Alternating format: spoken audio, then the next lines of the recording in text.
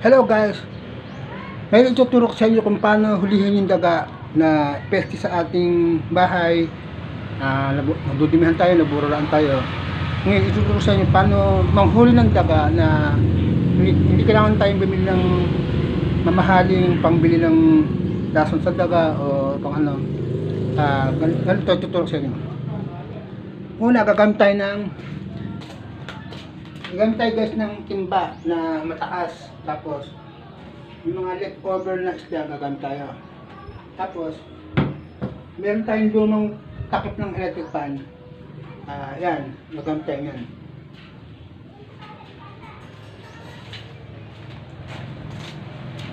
Tara, simulan natin paano gawin.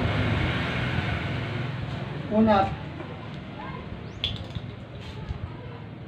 ito, tali natin to sa kabilang ano.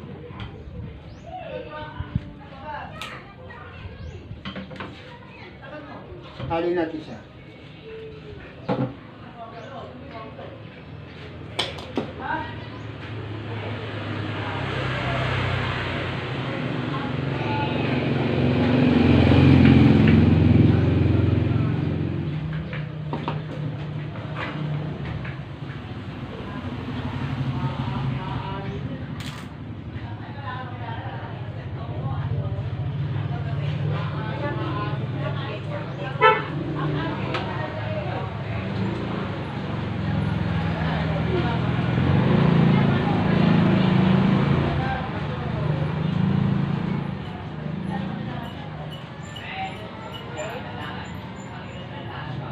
Pag po tayo mag-escape hanggang huli para napanood natin paano hulihin yung daga.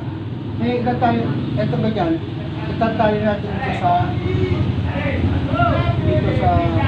yan yung butas ng pinakatakot ng electric, di ba may pilog yun? At tayo natin dito.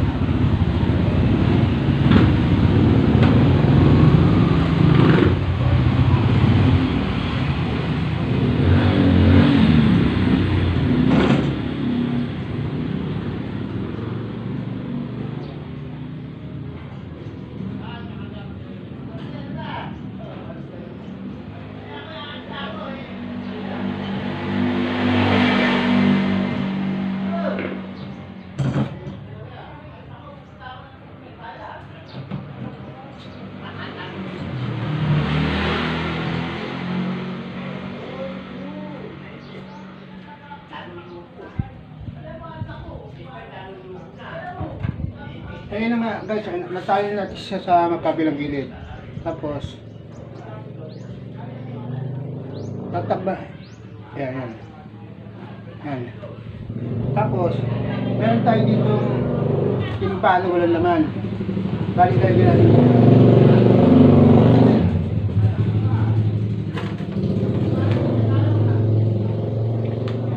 Tara, ilagay na natin sa dinadaloy ng daga. Let's go! So yun nga guys, lagyan na natin yung isda doon ang tinali natin sa takip ng latipan. Tapos lagyan natin ng konti pa. Para pag na-built-in pa siya, pupunta siya dito.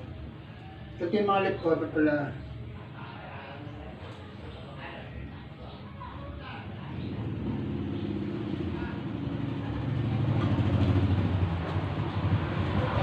So ayan nga guys,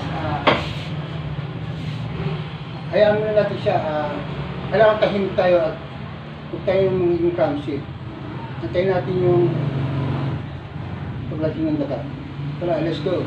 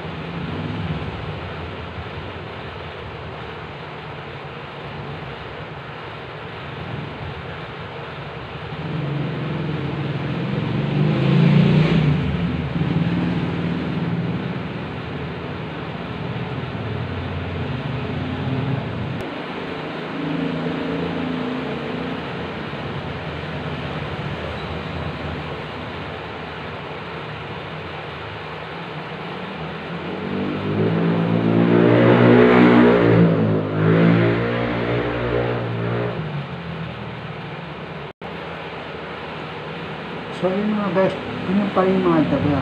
Pag nakakuha ng pagkain, parang nagtatawag pa sila, yung gaya ng malalanggam, di ba pag nakakita ng asukal, parang nagtatawag pa sila. Tapos, doon kami pagkain, ganun. Kaya, ano nangyari, pag nakakain ng isa, tapos, aalis siya, tapos, magtatawag ulit siya. Kaya, lumipas ng mga oras, yung mga daga ay nasishoot din sa butas ng ilalim ng electric. Pagka siya, kasi may nakasabit yung isda rin, diba? Pag siya gumanon, maglalambitin siya, tuloy na siyang babaksak. Hindi siya, kasi, hindi ba mataas, kahit lumagdag-landag siya, hindi na kayang nakabalik din sa butas niyan. Dahil nasagot na siya. At tabi lang tayo, baka meron pa isa. Kasi sa paglipas ng oras, habang ganyan lang siya, marami nang shoot dun sa butas.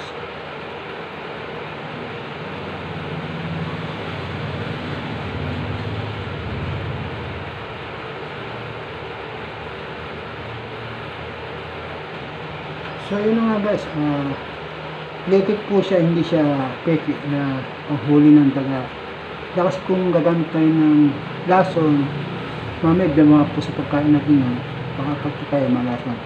Kung gagamit naman tayo ng pang-ipit, kasi yung blood ng daga, pagka naipit dun sa pang-ipit ng daga,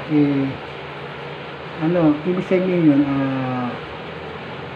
hindi na siya pupunta ron. Bali, tatakot siya.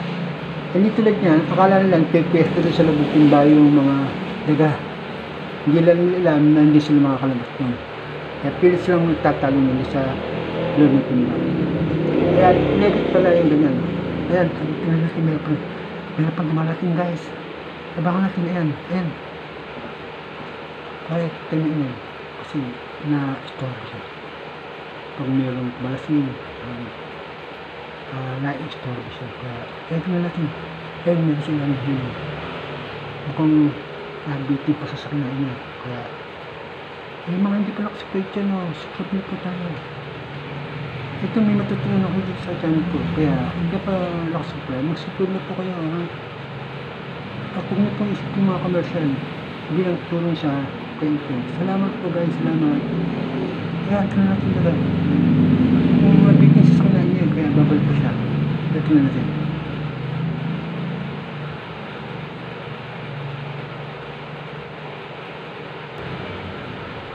Kaya bilang gasa, yan pala mga daga, mabilis din magparami. Kaya kahit mapagsan natin siya ng 10, hindi basta-basta ganun. Napakarami nila, mabilis silang mag-grow, right? Mabilis silang gumami. Ganun ka guys, kaya hindi natin magbubuksan ng basta-basta yung daga.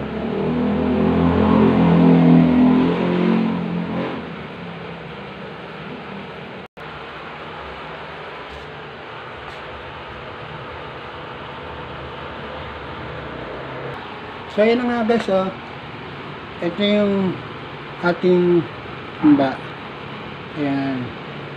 Hindi siya makakabalik yan pagka naubos na yan. Tapos pag sa lumipas na oras, ayan na siya guys. Lumang timba lang to, oh. Ayan na guys, oh. Ang dami niya guys, oh.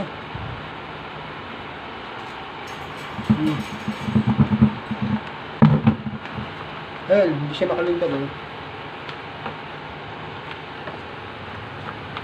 Hindi siya makalundag.